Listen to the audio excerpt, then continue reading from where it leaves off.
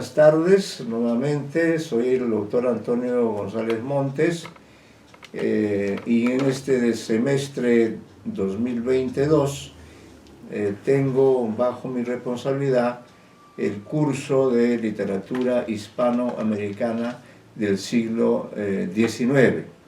Es decir, vamos a hacer un recorrido por las expresiones literarias de este siglo que está distante prácticamente 200 años de nosotros. Es decir, vamos a iniciar el recorrido en el siglo XIX y claro, por ser un curso panorámico y amplio, no nos vamos a poder detener como quisiéramos en cada momento, pero sí trataremos de que ustedes, los alumnos, a partir de la información que le demos, vayan interesándose, ¿no? Vayan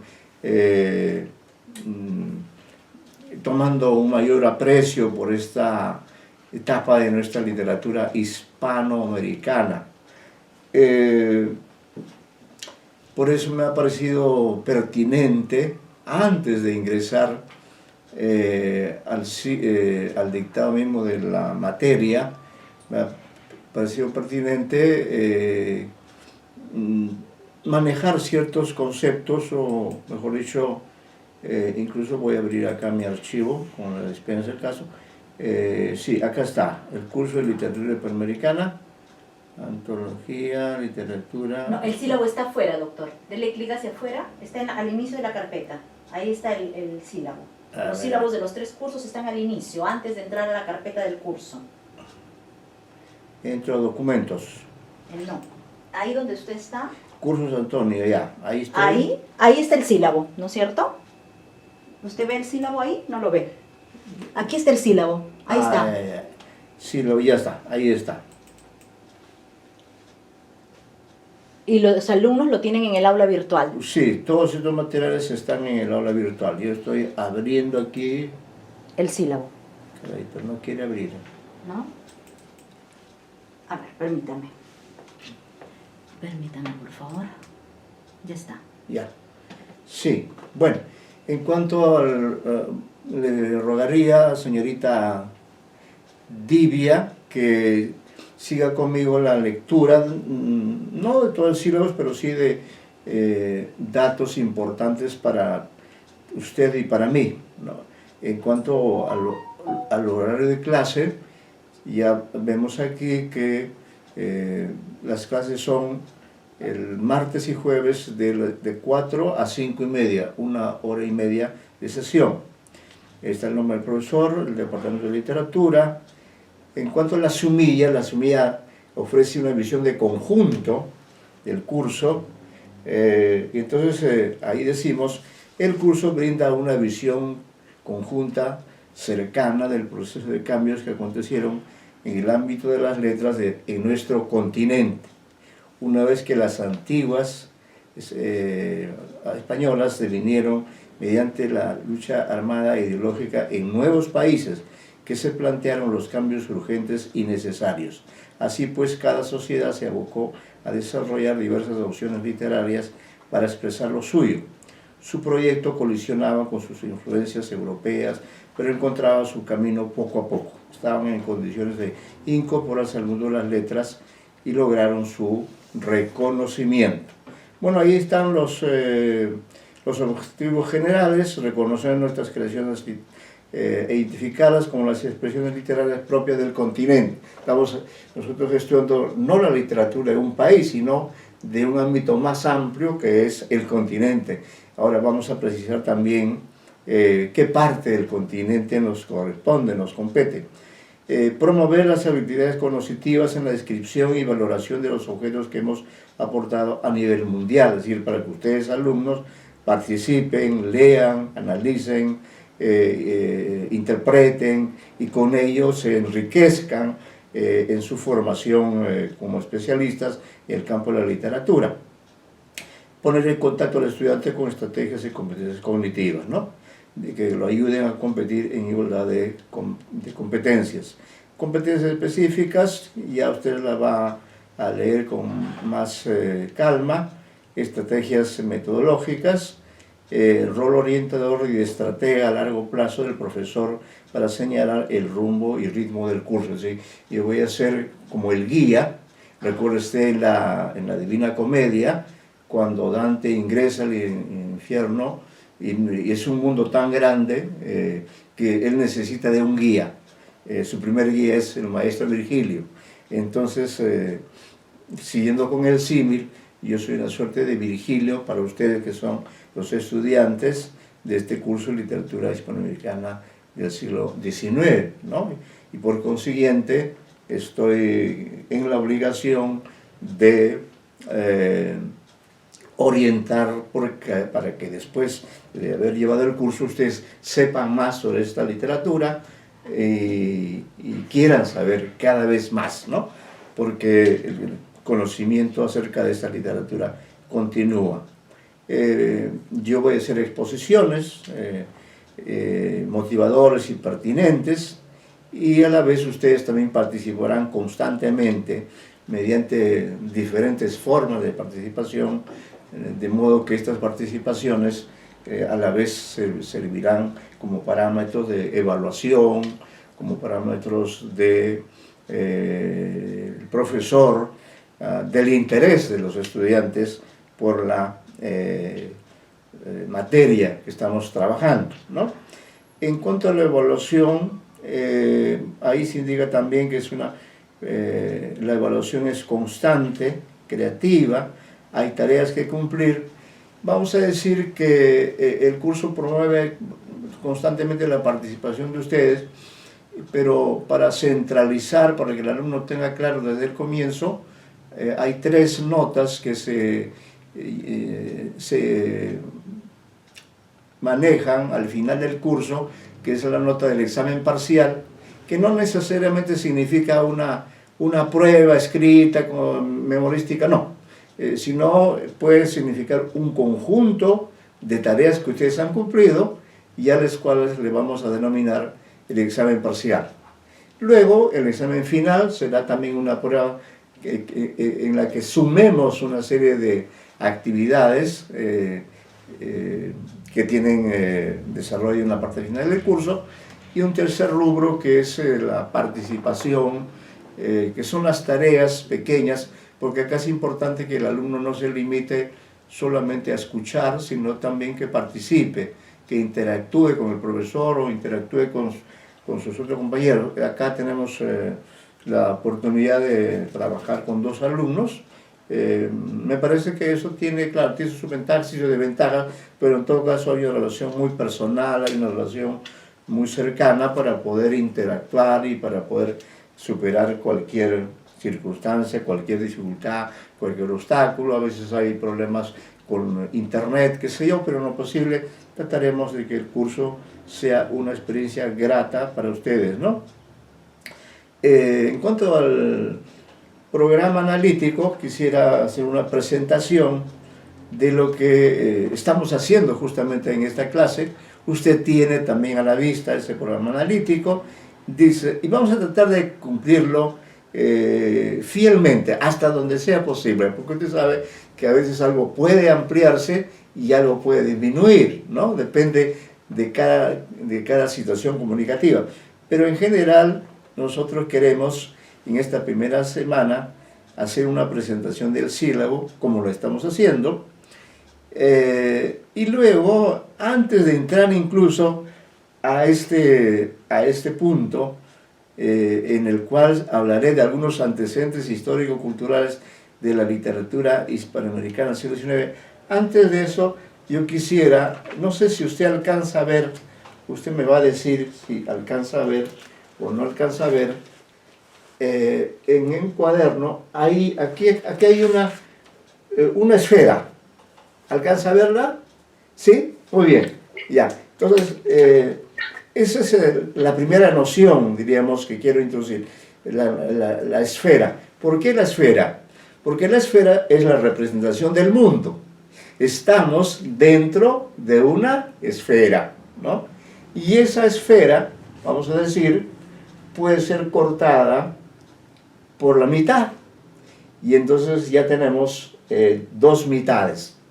Para nosotros esta esfera es la representación del mundo, pero del lado donde estamos nosotros, porque usted sabe que nosotros estamos dentro de una esfera, de un globo, el globo terráqueo, que está en constante movimiento. Entonces digamos que aquí hacia el lado derecho, al lado derecho en el hemisferio norte, ahí está Europa principalmente, ¿no? Ahí está Europa, está también Asia, un poco más abajo está el África, y acá he puesto esta línea para significar que viajando hacia Occidente, de pronto, en el siglo XV, como usted recordará, los aventureros de aquella época que buscaban dar la vuelta a la Tierra, porque aseguraban que era redonda, de pronto, en ese esfuerzo por darle la vuelta al mundo, se encontraron con que había un continente inmenso. Ese continente era desconocido para el mundo europeo. Nadie sabía de la existencia de ese continente, que es el continente americano. ¿Y qué característica tiene ese continente americano con respecto a los otros? Que ese continente del cual nosotros somos parte es un continente que va desde el polo norte hasta el polo sur, lo que no ocurre con Europa, porque Europa se queda en la parte superior. África también. África sí ocupa parte del hemisferio sur, pero no hasta el polo sur, como es el caso nuestro, ¿ve? Entonces hemos sido, de pronto, para el mundo del siglo XV, de pronto el continente desconocido, el continente que recorre de canto a canto, de norte a sur, recorre la columna vertebral del mundo, porque el mundo es un organismo. Internamente hay un movimiento, así como nosotros también internamente tenemos un movimiento respiratorio, circulatorio, digestivo. Exactamente, el mundo por dentro es un cuerpo en movimiento. Incluso se señala que en el centro de la Tierra hay un fuego constante. Imagínense ustedes, nosotros estamos por fuera, en la parte visible de ese mundo, dentro del cual hay una serie de procesos que hacen posible la vida humana. Hace posible, por ejemplo, la circulación del agua o el crecimiento de los productos alimenticios, ¿no? La naranja que necesitamos para el jugo, o la papa para hacer algún plato, las verduras en general, son elementos muy indispensables y que se producen en esa tierra de la cual nosotros somos parte. Nosotros también crecemos en esa tierra, y la tierra además, señorita, como usted sabe, está en constante movimiento. En este momento en que usted y yo estamos conversando, la tierra está en movimiento. Se calcula aproximadamente que la tierra tiene una velocidad de 100 kilómetros por hora. Mire usted, por eso da la vuelta al mundo, y por eso en el mundo tenemos diferencias horarias. No tenemos una misma hora para todo el mundo. En el Perú ahora, por ejemplo, son las 4 y pico. En España son 7 horas más, ¿se da cuenta? Entonces el mundo en el que vivimos es complejo. He querido referirme a ese aspecto precisamente para señalar que esta literatura que vamos a estudiar, de pronto es la literatura que se produce en esta parte, en este continente.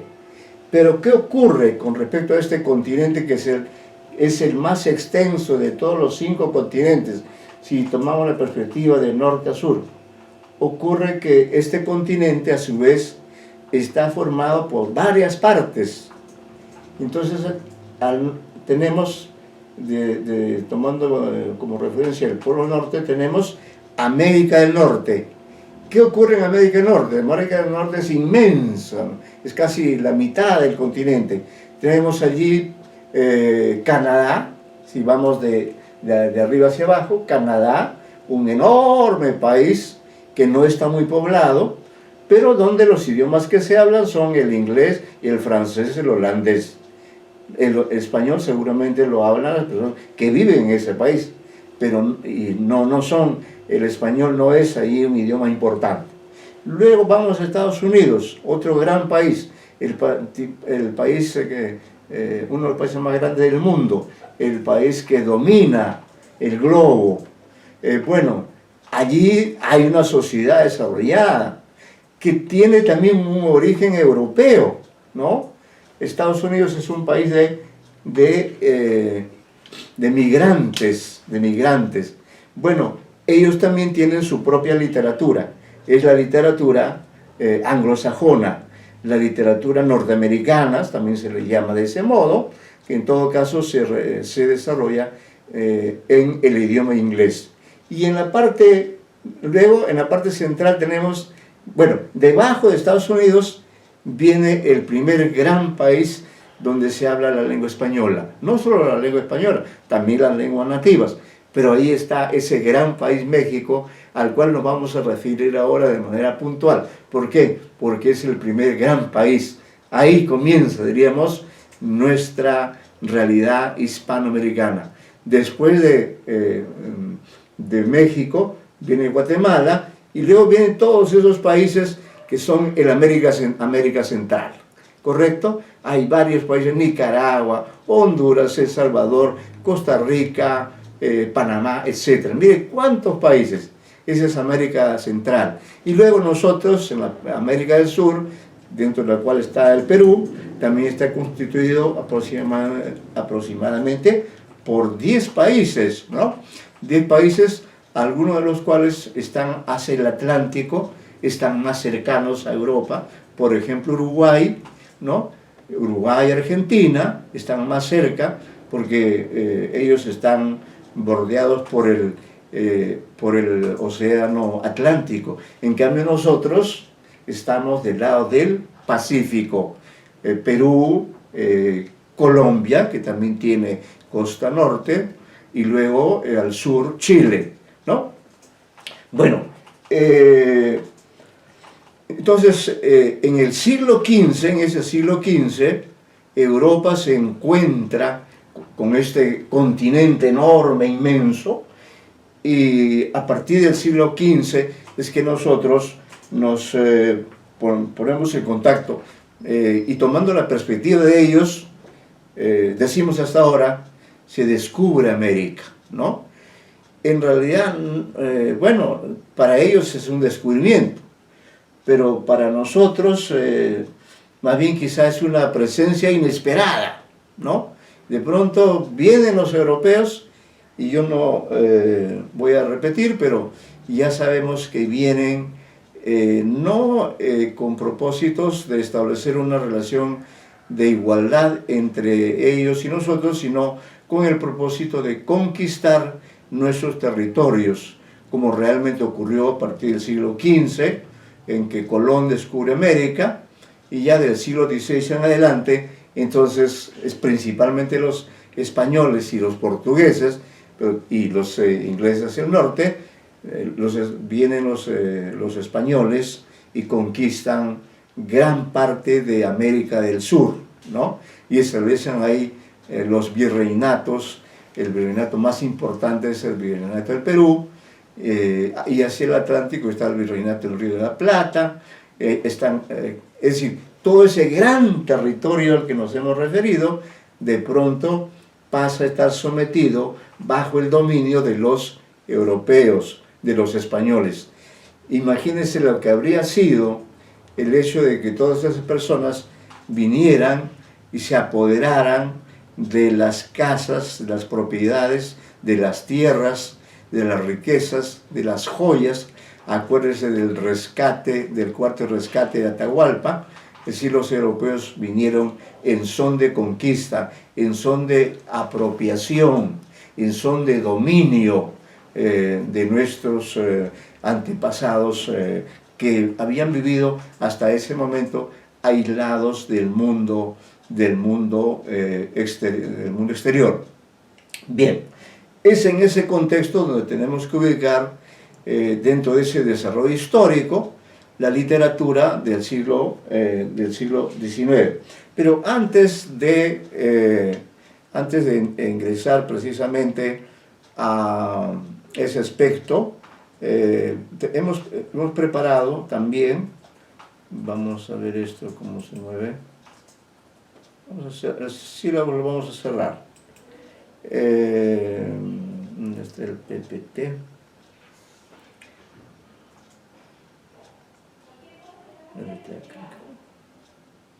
Este debe ser. ¿Logró abrir el PPT, doctor? Sí.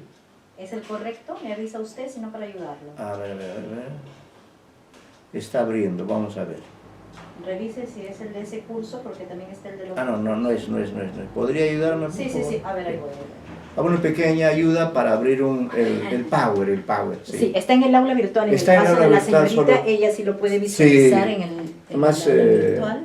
Claro. Aquí, este es el curso Hispanoamericana del 19. Ya. Y dentro del curso está... El último, me parece. Curso de literatura del 19. Esta es la segunda semana, la semana 1. Este es el de la semana 1. Ya. A ver, permítame. Deme un minuto que la máquina abre el archivo y ya se lo coloco. Listo. Ya está. Ahora sí, solamente con el mouse usted puede ir bajando. Ya, correcto, ¿no? Muy bien. Entonces le pido que abra ese PowerPoint, así le llamo yo, Literatura Hispanoamericana del siglo XIX, 2022. Este material corresponde a la primera semana, la semana que estamos comenzando. Bien, vamos a ver qué decimos acá en la segunda transparencia. Bien, introducción. Bien, queremos comenzar con esta vista que dice 3 sucesos decisivos desde el siglo XVIII al siglo XXI. Es decir, estos 3 sucesos tienen mucha importancia en relación con el inicio de la literatura del siglo XIX. ¿Cuáles son esos 3 sucesos? Esos 3 sucesos son los siguientes. El primero de ellos es la gran rebelión que encabezó Túpac Amaru II en el sur andino. ¿Cuándo ocurrió eso? En 1780, es decir, hace 240 años, ¿no? ¿Por qué es importante esa rebelión en esa época? Porque constituye no el primero, pero sí uno de los más importantes movimientos promovidos por quienes eran naturales de este inmenso territorio. Recuerda usted que Túpac Amaru II era descendiente de los incas, ¿no? Es decir, de los gobernantes antes de que lleguen los españoles. Entonces él, por cierto,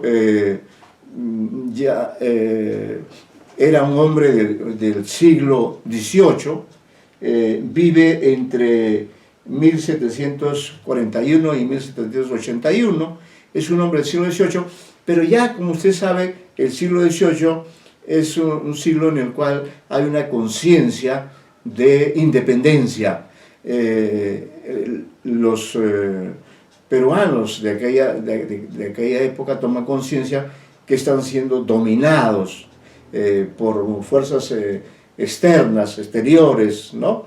Y entonces se produce esta rebelión del cacique nativo José Gabriel Condorcanqui en contra del régimen colonial español establecido desde la conquista violenta producida en el siglo XVI. Entonces hay que tomar en cuenta este primer gran acontecimiento, porque será como el germen, será como la semilla que inspire a que los que vienen detrás de él, ¿no?, comiencen a pensar también en la posibilidad de la libertad, comiencen a soñar con la libertad, es decir, por qué nosotros estamos dominados, sojuzgados, sometidos y además pagamos tributos a una potencia, a una monarquía que está del otro lado del océano Atlántico, que ha hecho que ocurra esta situación. ¿Qué hubiera pasado si nosotros hubiéramos ido a España y hubiéramos conquistado España? Los españoles hubieran reaccionado, como lo vamos a ver ahora en unos momentos más, ¿no? Entonces, el siglo XVIII es un siglo importante porque en ese siglo se gesta esta idea de la independencia, esta idea de la libertad. Y uno de los primeros en desencadenar, no solamente mediante las ideas, sino mediante la acción, mediante la protesta, con armas, etc., uno de los primeros hombres, repito, no el primero, pero sí uno de los primeros que la historia recuerda con bastante énfasis, es la figura de Túpac Amaru II. Le pregunto, señorita Divya, usted ha oído seguramente el poema de Alejandro Romaldo, Canto Coral a Túpac Amaru, que es la libertad. ¿Oyó ese poema? ¿Qué impresión le dejó después de las palabras que yo he dicho ahora? ¿Qué le suscita esta figura de nuestra historia? Que si ve que mediante el poema de Romualdo ya vemos que lo que se hace en la historia también tiene un registro en la literatura mediante este poema. Puede abrir su audio para decir algunas palabras acerca de, fíjese esta conexión que ya se estableció entre la historia y la literatura. Le escuchamos. Bueno, no, como le comentaba al principio, hace mucho tiempo que dejé la carrera y la estoy retomando recién. De hecho, tengo lagunas por ahí mentales, cosas que ya no recuerdo muy bien. Este poema en particular se me hace conocido en cuanto al título, pero no tanto al contenido en sí. Entonces, tendría yo que refrescar un poco la memoria, sí. Pero sí es bastante interesante y le agradezco todo este panorama bastante general que nos ha dado, porque nos permite ubicarnos un poquito mejor, claro, y recordar ciertos aspectos. Y definitivamente, como usted menciona y que me resulta muy interesante, es que estos europeos españoles llegaron con esta idea de conquistar, pero no para algo bueno necesariamente, ¿no? Sino para someter, para matar, para apropiarse de territorios y objetos valiosos y demás, y sin respetar absolutamente nada, tratándolos como algo inferior a ellos y no viéndolos como iguales, como seres humanos iguales, ¿no? Porque hasta donde yo recuerdo, en las clases anteriores, de cursos anteriores, siempre se habló de esto, ¿no? De que veían al americano como algo inferior, probablemente como incluso animales, lo cual es increíble, ya sea por el color de piel, o por su vestimenta, o por sus rituales y sus creencias, y cero respeto a este nuevo mundo que ellos descubrieron, pero como usted dice, no fue un descubrimiento, sino que esto ya existía y quizás para los americanos era una presencia inesperada, como usted lo dijo, ¿no? Así es. Impensada, ¿no? Sí. Muy bien. Está muy bien. Entonces, así tiene que ser la clase, con intervenciones de usted. Una vez que usted interviene, apaga su micrófono para que no haya interferencia y yo sigo dándole información, ¿no? Entonces, este primer acontecimiento en el cual he querido detenerme es precisamente la rebelión de Túpac Amaru II, que, como digo aquí, produjo una insurgencia indígena que se extendió por todo el sur andino, es decir, que Cusco, Puno y todo el sur andino, y esto llegó incluso hasta Lima. ¿Por qué? Porque Túpac Amaru había venido a Lima había venido en representación de los casinos